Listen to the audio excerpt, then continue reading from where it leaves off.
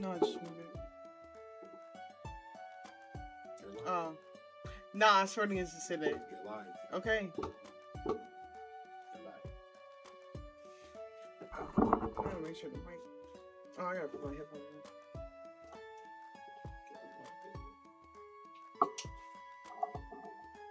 Get off my face! What's that on your face? Nothing. I'm feeling it. Okay, stop! Stop! The story better be fired. What are you talking about? You haven't been paying attention to it? What is this, the superhero stuff? Yeah. Oh, okay. I haven't finished that, so we can start a new one. I know. We on chapter, I think 15. No, 16.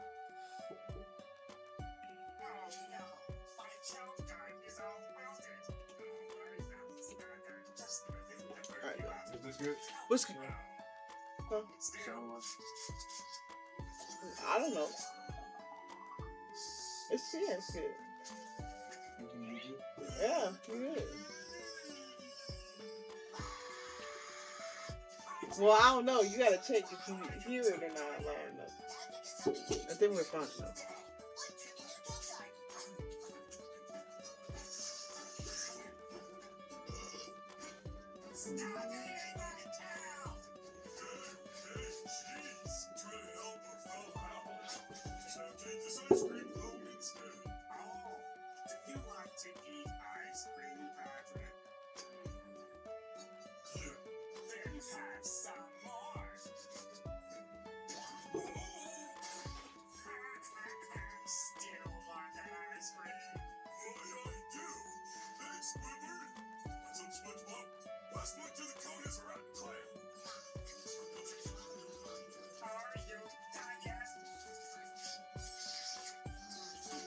Can you hear it?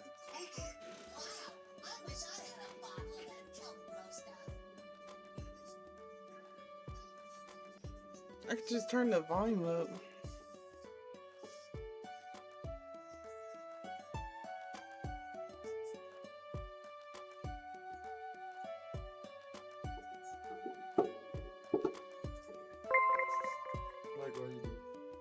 You sure?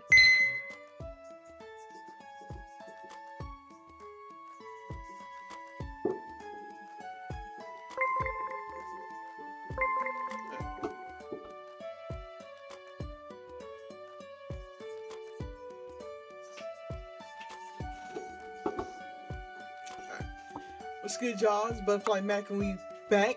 Yeah. So, we're still on Tailor Tales. This route is James. So, chapter 16. Gonna get into it. Recap on the last stream that if you missed, go ahead, go back to it. It's still on my YouTube.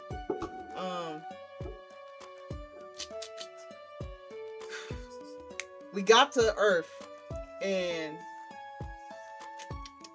okay, we got to Earth, right? Then James fought my nigga Kane.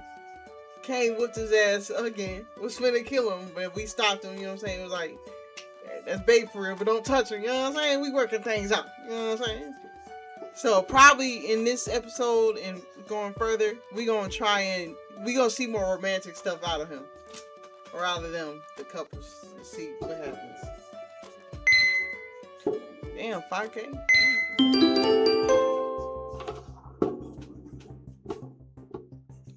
I feel like I'm on trial. Currently, I'm sitting in the Forester Incorporation's headquarters. Everything went by so fast. A lot of cars and flying ships came over. Oh, let me make sure I touch A lot of cars and flying ships came over and picked us all up. They detained James and York, transporting them in a different ship. I don't know what became of them. Yeah, and then we found out Eok, Kane's sister, and I forgot that nigga name. But the one that was like in the hospital, like the hospital part that was helping the patients, the doctor, all three of them were in a fucking like rebellion group. So that's what happened with that. As Oh, what the fuck? As far as I know, Caleb returned to his own ship and left Earth. Yep, he left his own brother. But I ain't gonna blame him, because his brother just said, go on without me. I still can't believe I'm actually back. Kane look fire in his superhero suit. I ain't gonna hold you. Kane's voice disturbs me from my thoughts. I look up at him. Why don't you tell me? He asks. Tell you what? Why you were protecting those damn aliens, the both of them? That's a very long story. At least with Igor, I can readily say it's because he helped me escape.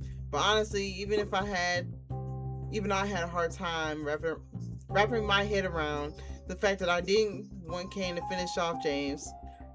I wouldn't be able to live with myself if I saw my best friend kill him. I sigh and lean my face into my hands.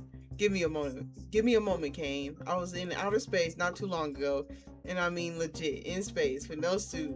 I don't even know how I survived that. You were in space? Kane repeats.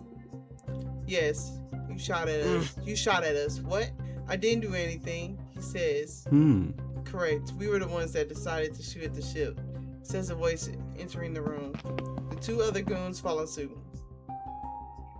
Oh shit! So this, hey, if y'all remember from the last story chapters we did, it was about your boy Nell look okay. I fuck with Nell look. I ain't gonna hold you. I fuck with it. It ain't better than how he was looking in his chapters, but I fuck with the look. Alright, it's Nell Forrester. His face is plastered all over the news for being rich and powerful. Miss Yushi, I presume? He asks, looking at me. Yes, I answer. Had we known you were on that ship, we wouldn't have fired. But it was best to defend Earth from another attack, he explains. You shot it twice, I point out. The second one nearly killed me. Yet you're alive, he draws out. I glare at him. Don't start to be panicked with me. Nell sits behind his desk, keeping a watchful eye on me. The two men who are with him stand by the door, looking like imposing bodyguards. We have a lot of other things to discuss, but first, would you like something to drink or eat? His golden eyes stare at my bruises on my arm. Perhaps medical attention? I wrap my arm around my body in a defensive manner. I know this looks bad. Kane finally notices the bruises on my arms as well. What did they do to you out there? He gasps. Nothing. It was just bruises from shots, I explain. They were drugging you? No, I protest. Even when I try to explain myself, it all sounds worse. We'll get back to that later. Neil waves his hand at Kane. Where did you take them, I asked. Wanted to know where Eork and James are. That's classified information at the moment, which is what I was about to. I quickly interrupt him. I ain't gonna yell. Yelling ain't gonna do that. I ain't gonna hold you. It's like yelling at the fucking CIA. They ain't gonna listen to your ass. Why can't you tell me? I question him.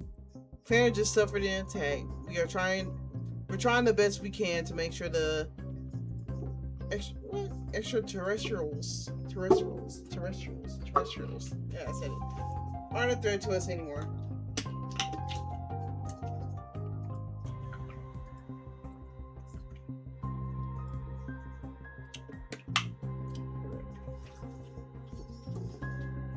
Are you hurting them? Nell rubs his temples.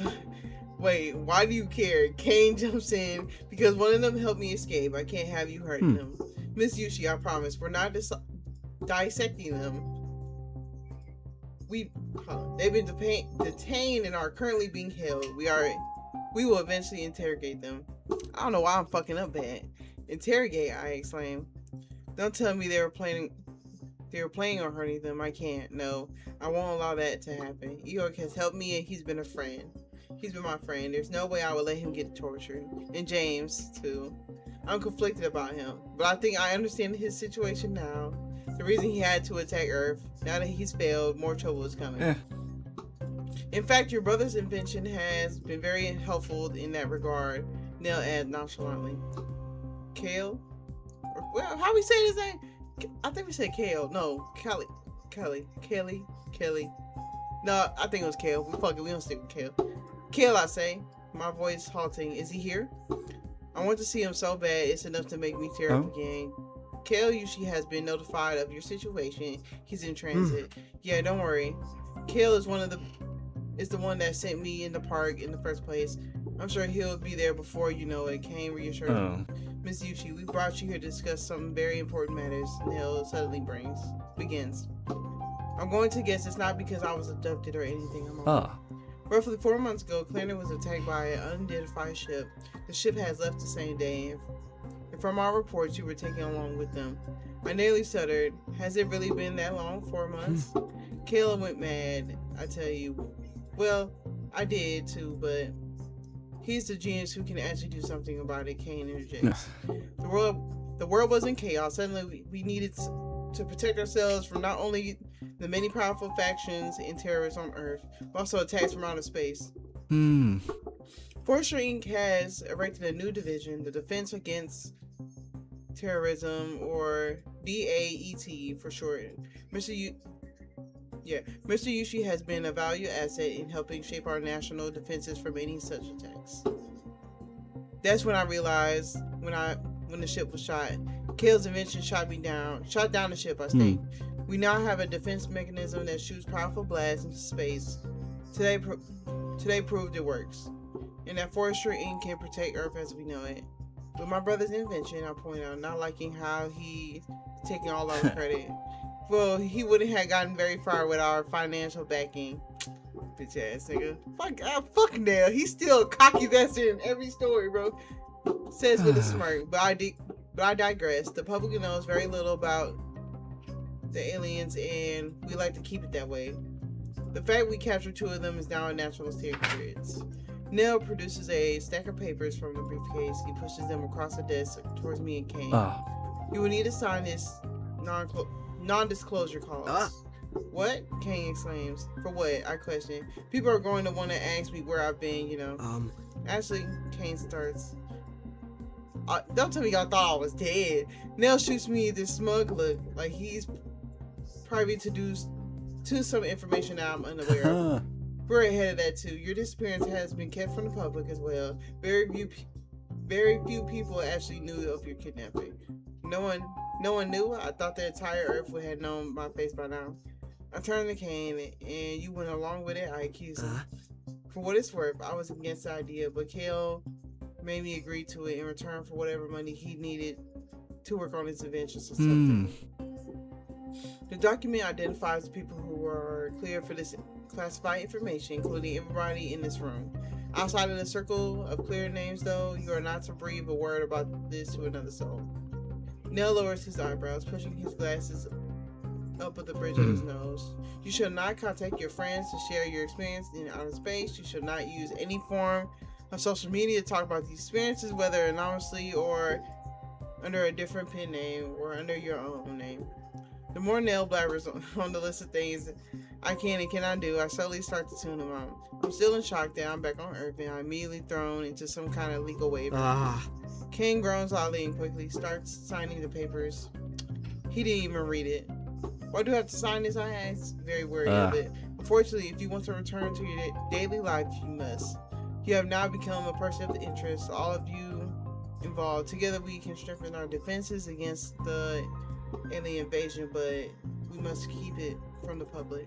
Well, I say, staring at the paper. Where is she? A voice hollers through the hallways. Is she in there? Let me in. Get out of the way, you musclehead. That voice. I get up from my seat and turn around just in time to see Kale burst through the doors. The 2 bodyguards immediately apprehend him, holding him back. Amelia son, he exclaims upon seeing me. Nell shakes his head at the both of them.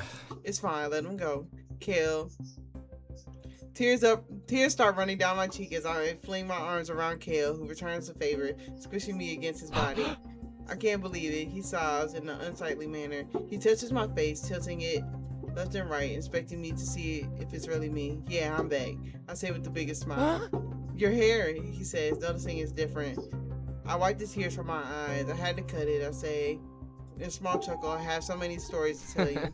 You stink so bad, he says. Shut up. I couldn't shower for nearly a month, I reply, smiling proudly. Kale's eyes darken when his hand lowers and touches my arm. What is this? Did they hurt you? No, it's okay, I say quickly. As much as I would allow this family reunion to continue, we should Finish up our contracts here, and Nell interrupts us. Pipe down and wait your turn. I haven't seen my sister in months. She's been traumatized. Who knows what she could have been through. Last thing she needs right now is you harping on her to sign a piece of paper. Kale argues with him. I can't help but smile and feel so proud. I'm so happy I'm back. I miss Kale so much. Nell sighed dejectedly. Fine, I'll grant you a moment. He leaves the room, taking his bodyguards with him. Were you really the one that shot that ship? That shot at the ship, I asked once we're alone. I tried to stop the lot of them. What if you were on it? Turns out I was right. They blew up the room. They blew up the room I was in. I was blasted into space. Space? Oh. We saw it's a fucking question. Kane interjects. But I somehow managed to reel us back in. Kane, you would have been proud. I think James got me back inside. I'm sure I fell unconscious. Kale tilts his head. James, he repeats. Oh, James, Captain James. That's the guy who you caught. The one that started this mess. Is he really the one that gave you this? He asks, pointing at my arms. Yes. I'm going to kill him. Kale yells. His eyes flashing with anger. Nah, we defended my nigga. Don't you dare. I exclaim immediately. Kale and Kane stare at me in silence, shocked at my sudden outburst. Miss on? Kane asks, then hesitant. I take in a deep breath, willing my heart to calm down. I don't know why I suddenly raised my voice like that. I didn't mean to defend James or anything, but I'm defending my nigga. Dang, hold on, don't kill him now. They only know half of the story here. You're not killing anyone. Look, he didn't hurt me. These bruises you see on my arm, they're caused by injections from medicine I had to take. Medicine? What's wrong with you? Were they treating you? Kale keeps firing questions after questions. I sighed. This is a mess. I have so much to tell you guys, but at the moment, not everything is black and white. I think what's important is to focus on what James said right before he passed out. Virtus is going to kill all of us. That's a threat I don't want to take lightly. James failed at his mission again, which means if what Virtus said was true right before we left Yule, then he's going to return to Earth. Guys, something worse is going to come, I warn them. You're not making any sense. Look, that ship left, right? Huh? Yeah, they couldn't handle the preparations we made. Our newly formed DAET team kicked their asses.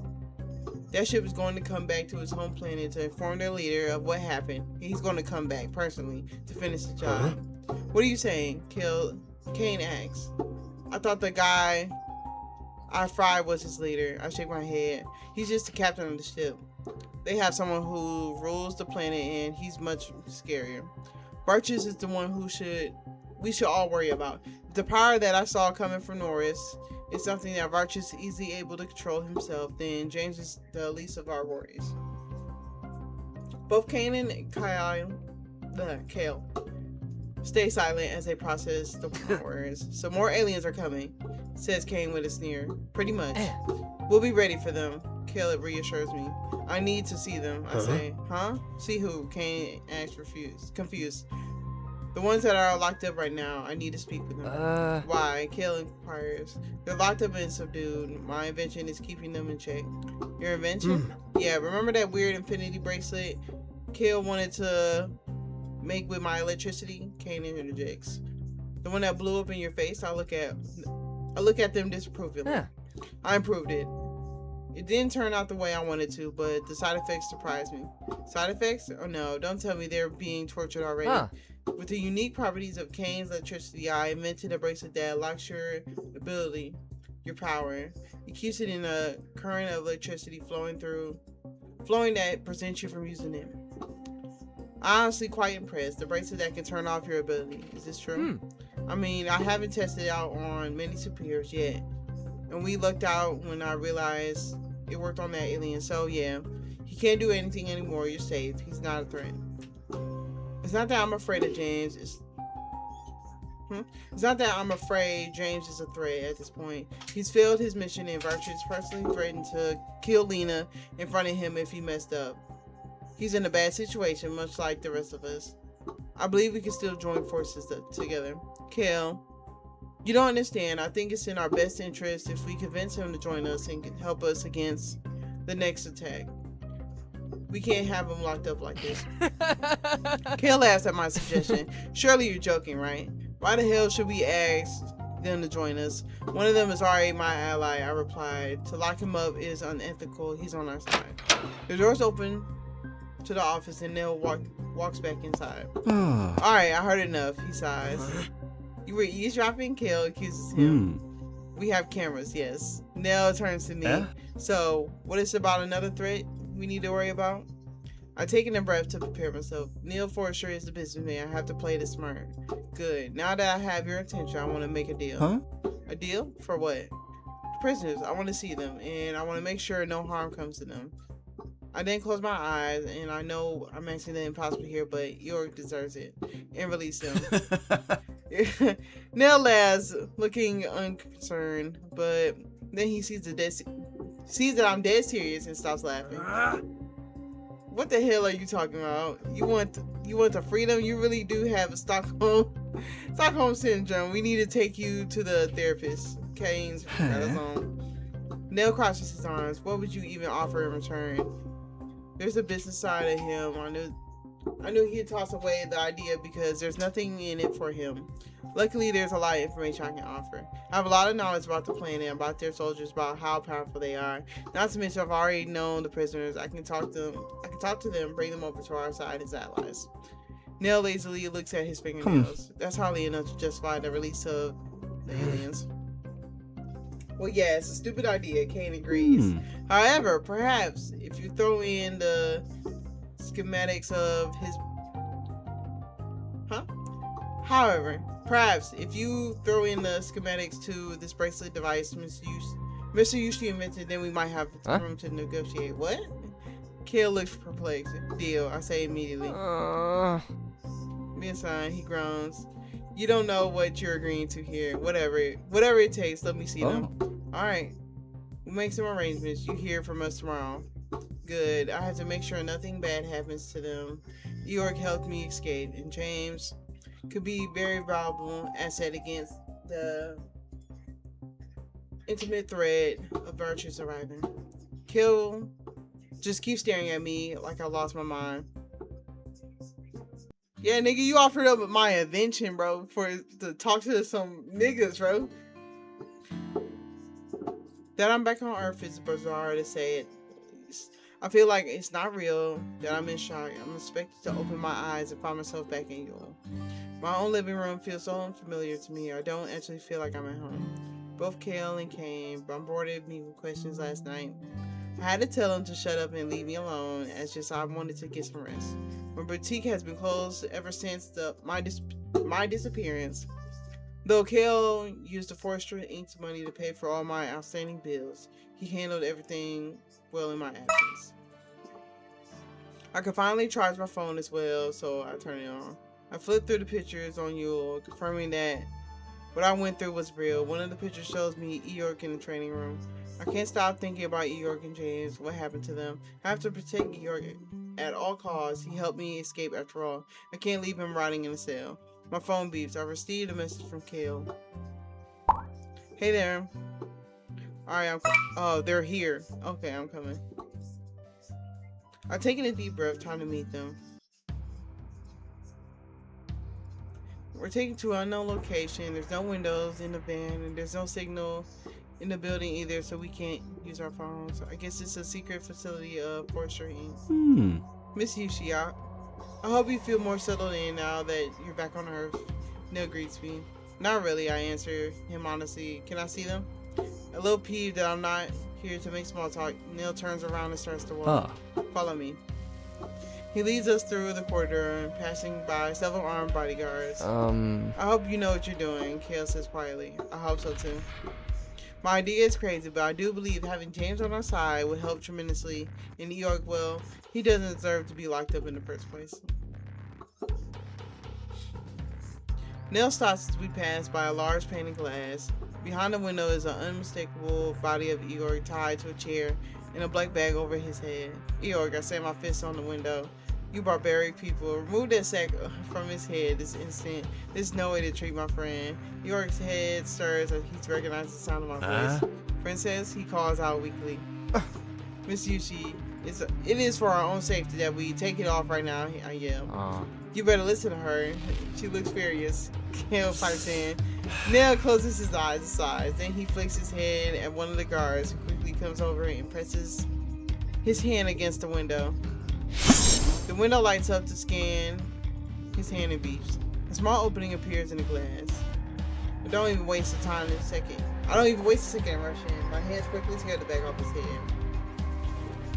York's golden eyes roll into a different directions. He says, confused at the sudden light. His hands and feet are bound. I conjure the thread and quickly slice it through the plastic wrap. Princess is alright, I'm glad, he says with a small smile. Hey now, I didn't agree to release the prisoner. Nell quickly enters the room in alarm. He's not a threat, I bark at him. Then I look at York's face. Are you hurt anywhere, I ask? York reaches for his side, and I can tell that it's bruised. He could very well have a broken few ribs.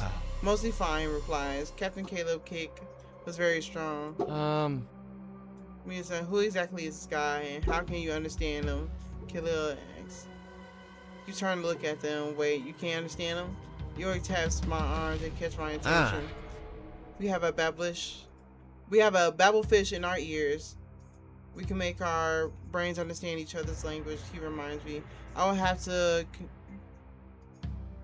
I have to consciously focus on speaking your language before they can understand me. What is he saying? Nels demands to know. Do you think you can do that, York? I need them to understand that you're not a threat. That you helped me escape, I tell him. I will try, he agrees. From now on, whenever James or York speaks in their own language in front of others, their font will change to reflect this. Okay. I turn to the... Hey man, read that shit with some enthusiasm, bro. You keep like going low. Read that shit, man. I'm playing. But you still gotta read it loud. Why you mugging me? Let me shut up. What's wrong? I wasn't yelling for real. I'm sorry. I wasn't yelling for real.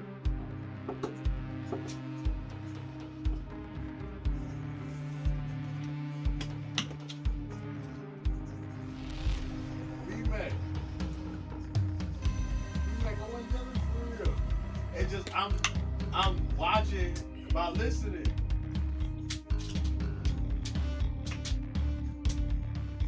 And you keep, then you'll be hyper over. Shut up. So you're saying I'm not loud enough? No, it's not even that, bro. It's the enthusiasm. But am I loud enough? Yeah. Okay.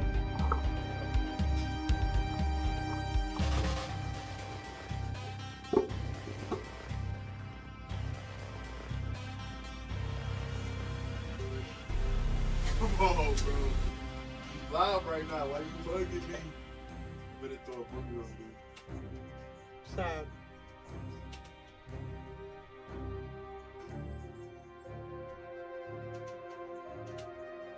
What? I'm sorry, bro. You good, bro. You good. Alright. This is Eeyore. I'm already fucking up. Alright. He's a soldier in their ranks, but in reality, he's a spy that's been working for the rebellion. He's helping escape from off the ship.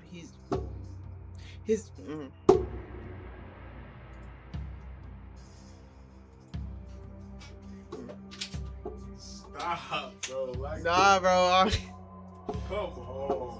Alright. This is Eeyore. We don't call him Eeyore.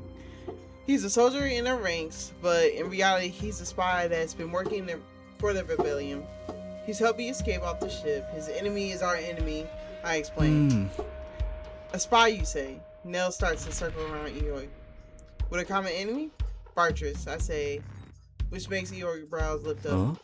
This Bartress, who is it? He took my planet. Eorg answers him. Everyone's shocked to hear him speak. I guess he's actually speaking English at this moment. It does sound slower than usual, reminding me of how he used to talk before. It speaks, he says Nell, slightly impressed. All night long we didn't hear a peep from it, but now he can formulate words. Have some respect, don't call him an it, I tell him. Suddenly Kale leans in closer to Eorg. Fascinating. How can you speak our language? It's a little device in our ears. It lets us interpret foreign language, I guess. I quickly explain. Huh? You have one too? Kale turns to me. Yes, I say, brushing away my hair behind my ear to reveal a tiny scar at the top of my ear.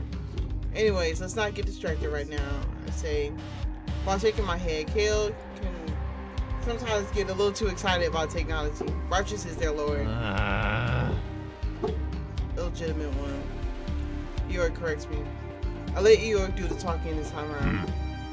He take water planets. He wants your planet, says Eorg in slightly broken English. It's taking him a lot of effort to speak in this way. And why should we be afraid of this Vargas? He asks. Nell asks, flippantly. Your attack yesterday was stopped dead in its tracks. A failure. Did my mouse die? Alright. It's not even the right word.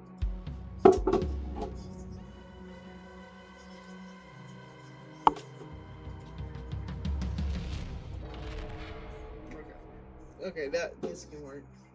Alright. Eorg's eyes narrow. Righteous has the power to undo planets. He says, undo? I repeat. Eorg looks at me apologetically. I'm sorry, Princess. It's hard for me to focus. It's okay, I reassure him. Have you had anything to drink or eat yet? No. Tell us more about this Vargas, he interrupts us. Can you stop being so hard on him? He's trying his best to talk, given the circumstances. Maybe if we gave him some water, he'll be in better shape to help us, I defend. Fine. Guards, get some water for our prisoner. One of the guards leave the room. Princess, Vargas is a very powerful being. Do you remember when the young prince flashed a blinding light? Yes, I remember. Everything was pretty much torn into shreds in that alley. Norris killed one of the rebels as well. The guard returns with a cup of water. I quickly take it from his hands and offer it to you. Here, drink. Thank you, I was quite thirsty. Eorg happily downs the entire cup of water. He wipes his mouth and, with the back of his hand, he focuses his gaze on Nell. Undo planet, destroyed, gone, he says in a serious tone. Everyone in the room understands his words and the implication. You're saying that there's a being in this galaxy out there with the power to destroy planets. Nell asks flippantly. He also sounds scared. He comes from your planet. 3 Nunus, he's here. Huh? The hell? What the heck is a Nunu? Kale raises his eyebrows. It's something like 20 days. He's arriving in 60 days. Is that what you were saying? He asks Nell.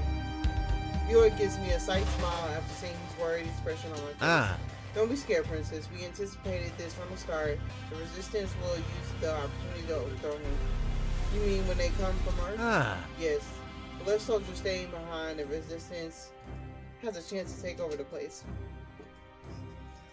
Well, what about when he arrives here? Isn't he taking Princess Lena with him as well? That'll be our moment to strike, he says with a grin. Can you two stop speaking as if you're the only ones in the room? Kale explains. Some of us don't understand alien language. That right, yes. Says Eorg, looking at Kale. He looks like you. I end up giggling at his description of Kale. That's my brother. Yeah, you better not touch my sister. I'll kill you. Kale threatens him. Who is this Princess Lena you mentioned? Nell interjects. So much to unpack, I say with a sigh. It's Lena, by the way. I turn around and face Nell. You heard what Eorg said to him. I think you understand what's going on. Another attack. Nell finishes my thoughts. And we need to help him. We need his help to stop it, including the other one as well. What are you proposing? Let's all work together to stop Virtus from destroying Earth. Let them go free. Free, he explains. No pauses to think.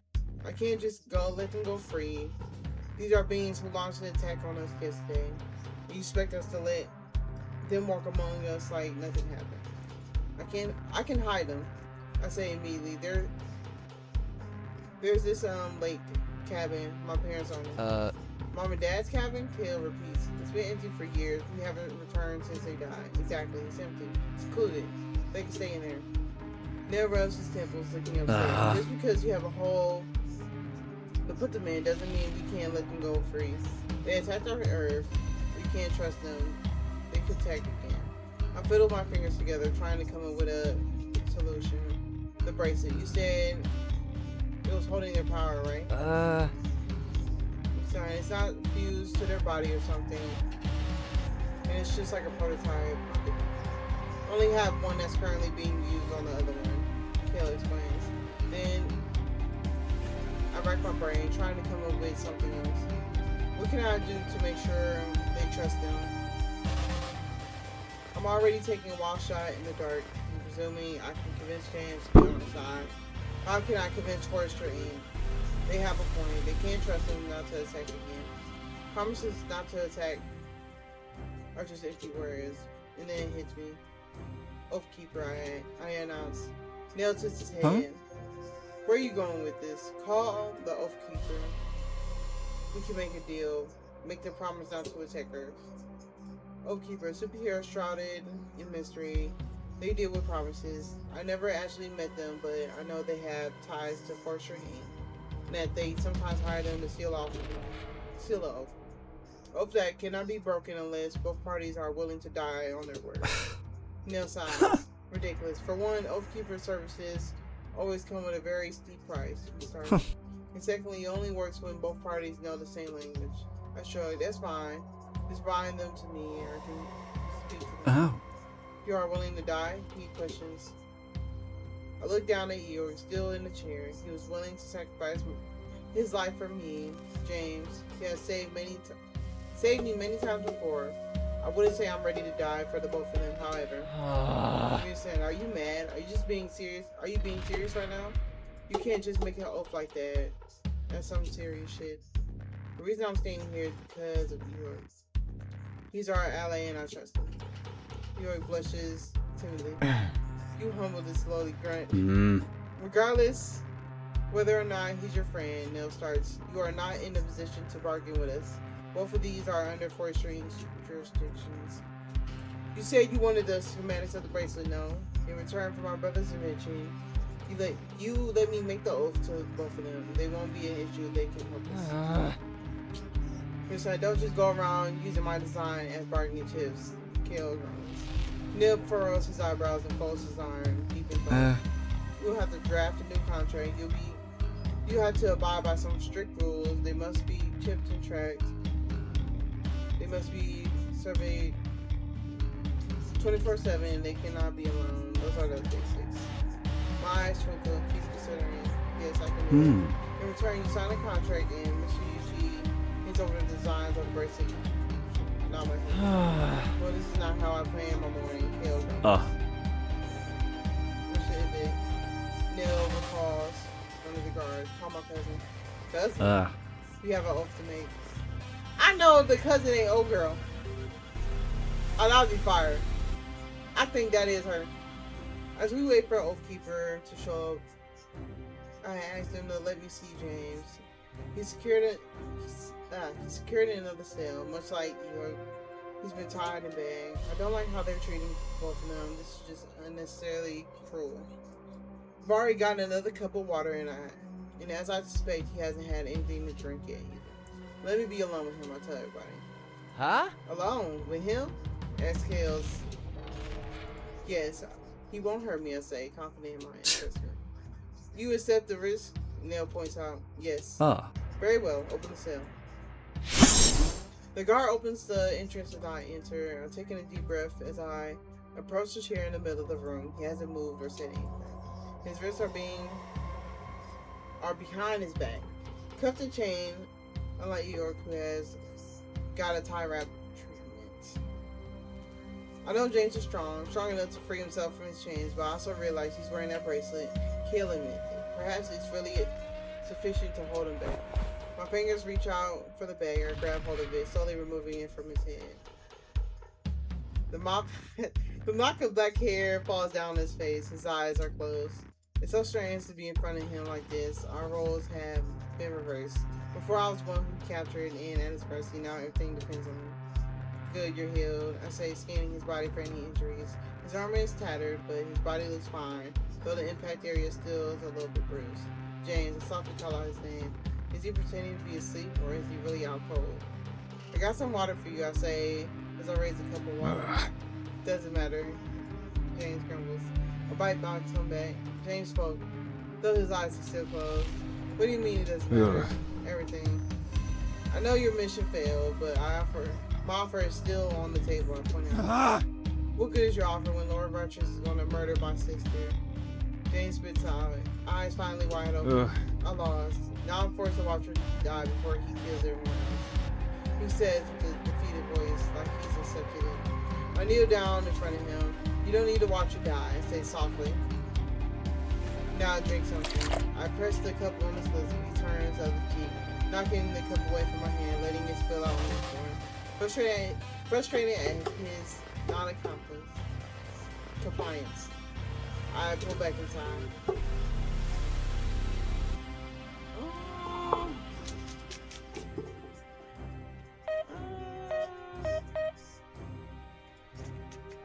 We'll go Fierce.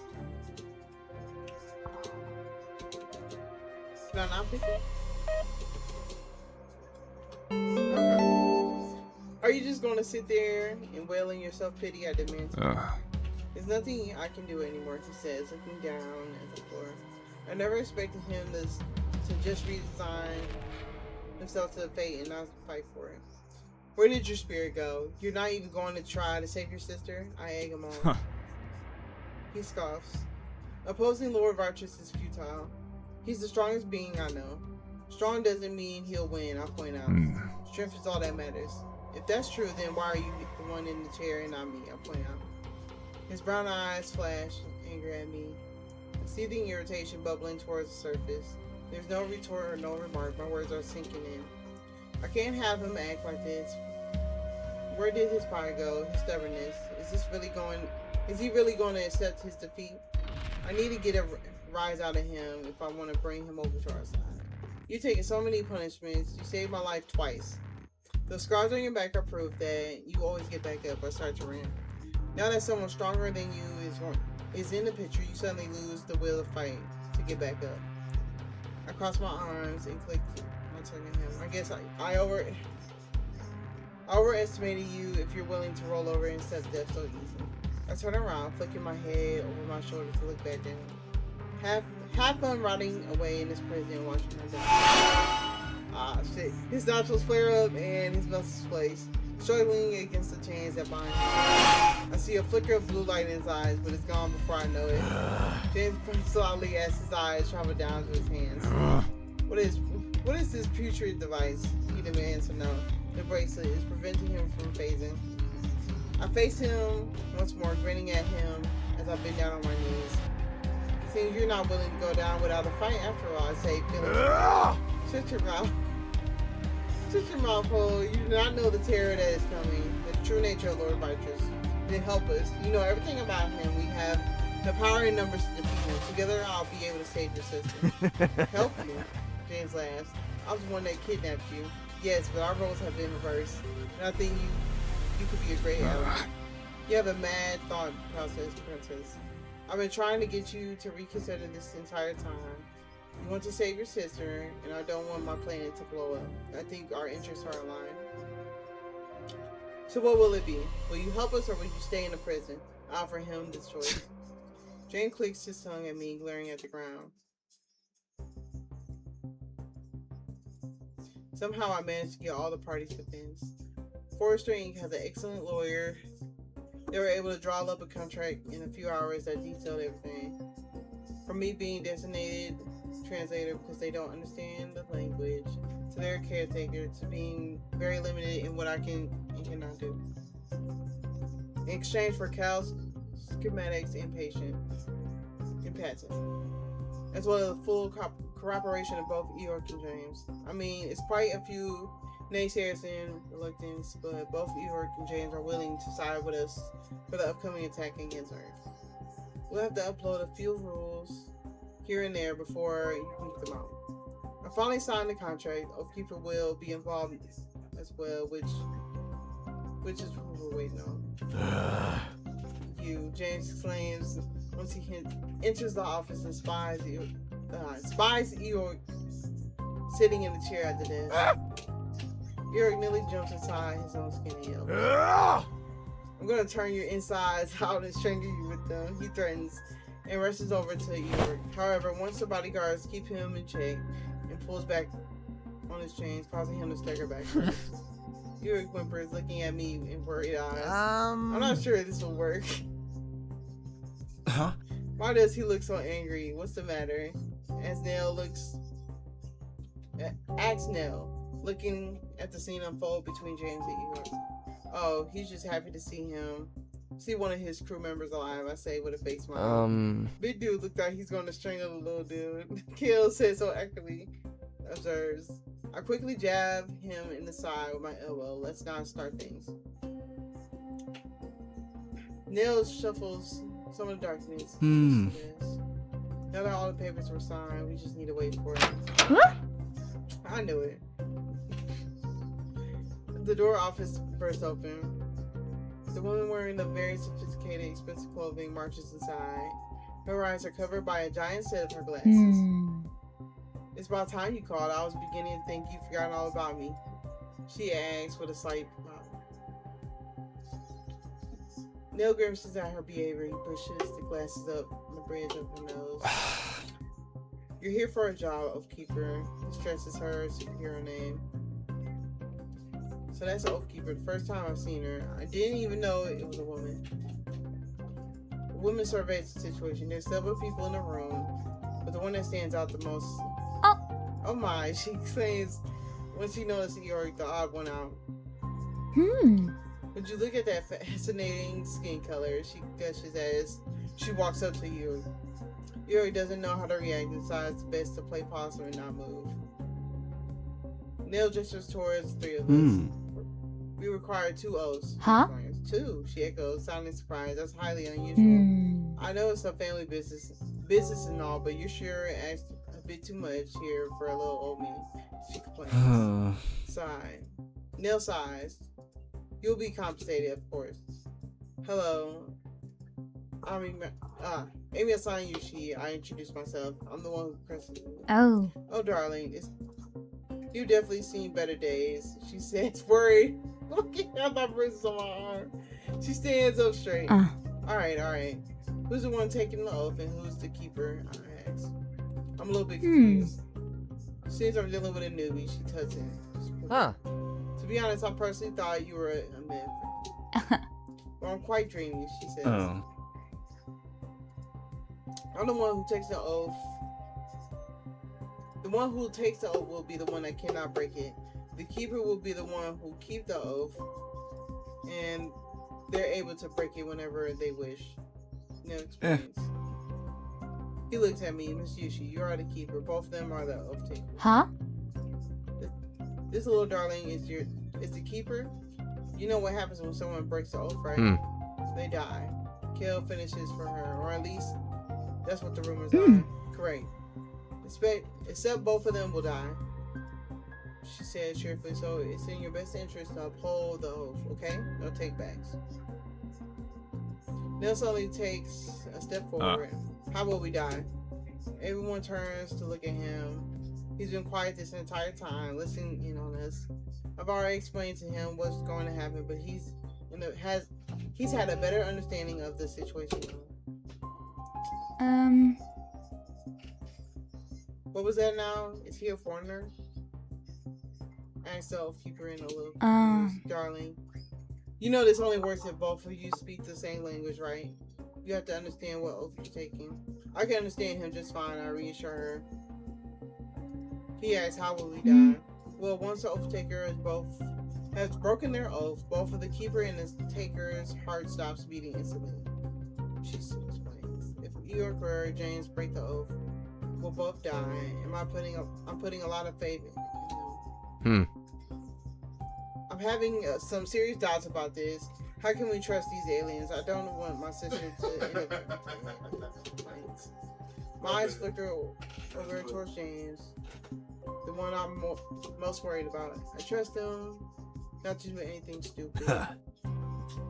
It's a good thing I'm the one taking the oath then, says James, with a sneer. Since we crossed paths, you did nothing but made irrational decisions you should have gotten.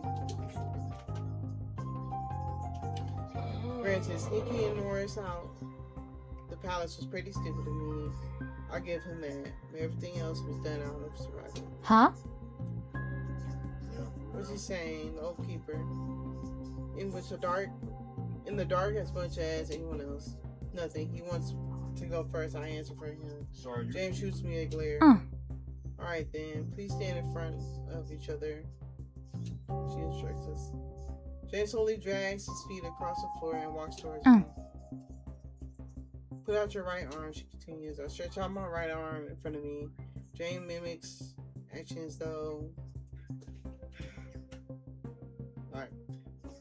he has stretched out both arms since he's still chained up.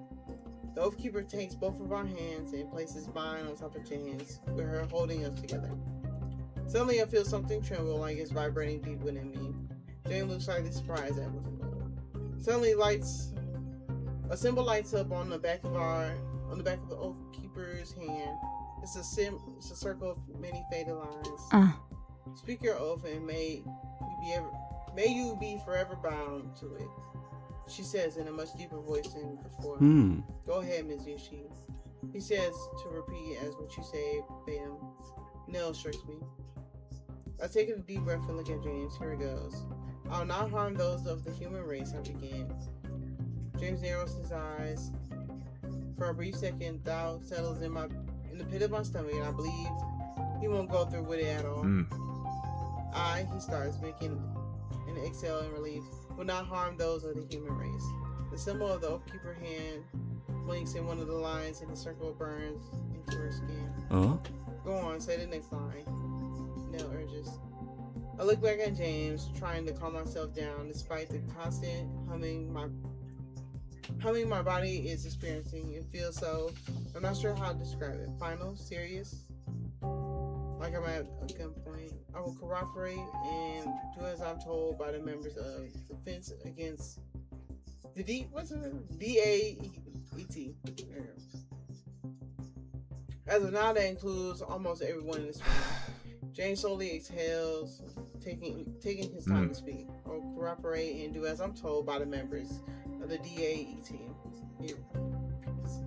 Another line of symbol burns to her skin. I will not contact or communicate in any way with the aliens who sent me to Earth. James follows me along, and another line is added to the circle. We're almost done.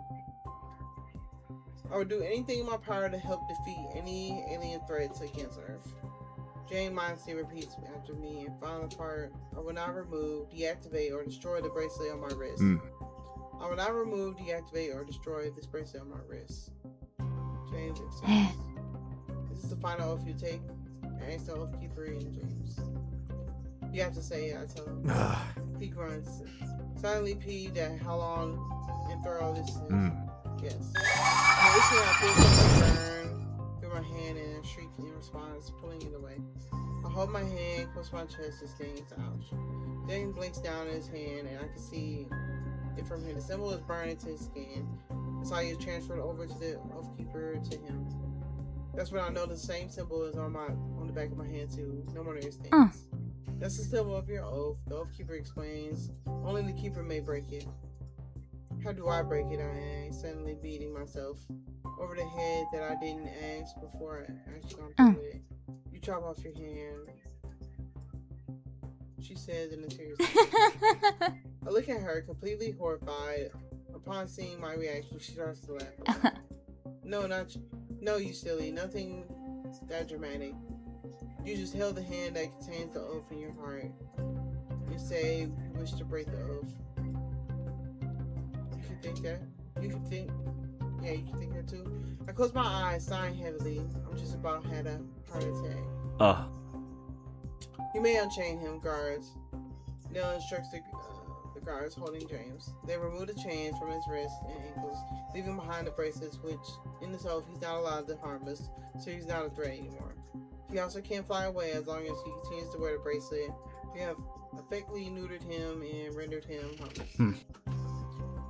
I know you can understand me, so as a founding member of the DAET, you will now be instructed to follow Miss Yushi's commands from the time being. James stares at me blankly. I quickly realize he doesn't know my last name. He means me, I pipe. Not really, my last name is Yushi. The Oathkeeper claps her hands together. Alright, next. Are you really sure about this? If either of them break that stupid oath, you'll die. Kale warns me he's not happy about this one bit. Yeah, I thought about it. It's okay, Kale. I'll be fine. I hope. At least I trust you more. Using the other hand this time, we repeat the same process with York. His last command differs from James. He's not allowed to remove James' bracelet as York doesn't have one of his own. Finally, both oaths are taken. I carry those two symbolic circles on the back of my hand. Earthlings have very sophisticated technology. York says in amazement. I giggle a little. It's not technology. It's something someone was born with. A lot of people here have unique weapons. Just like the princess? Yeah, it's just like me. Wait, alright. I turn to the both of them.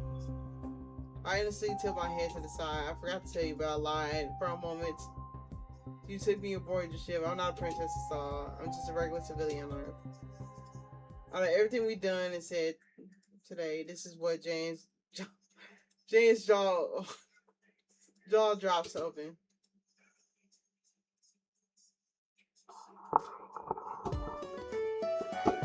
That was a long chapter for some reason. But my mouse just died, so I'm gonna have to.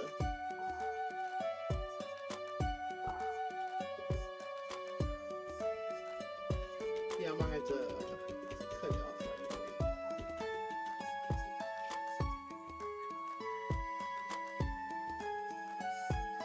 Yeah, I can't find a charge for you.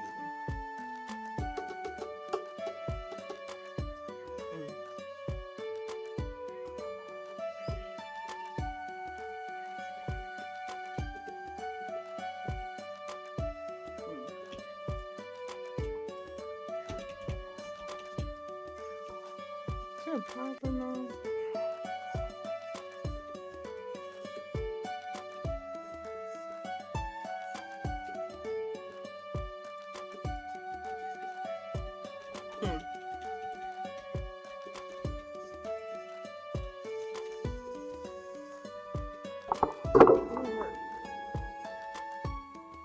How do you turn?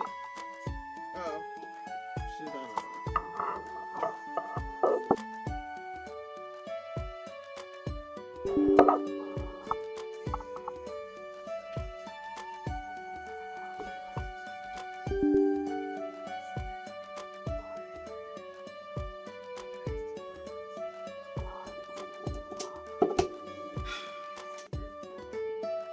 Bro, this shit acting up.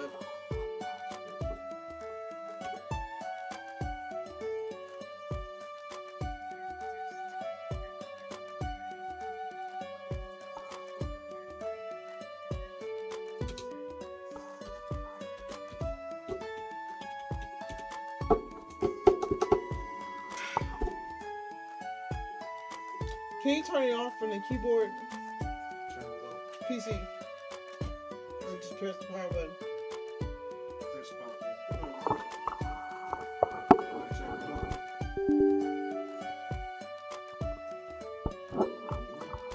This, my mouse died, so I'm just ended there. I kept messing up.